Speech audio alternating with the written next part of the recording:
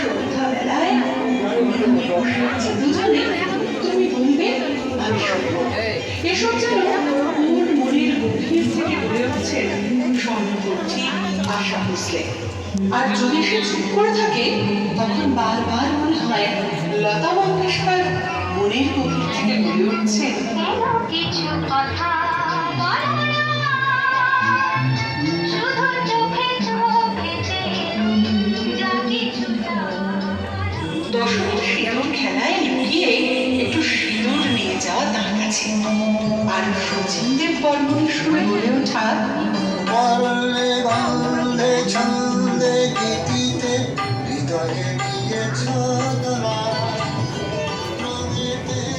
পিকনিকের রান্নার ঝোঁককে সামলানো বাবাইদা গেয়ে ওঠে আমি শ্রী শ্রী ভজ হরি মান্না। বলতে গিয়ে জাপান কাবুল গিয়ে শিখেছি শহরেই রান্না। আলু কত পুরীর ভাব কত সুরে মিশে যায়।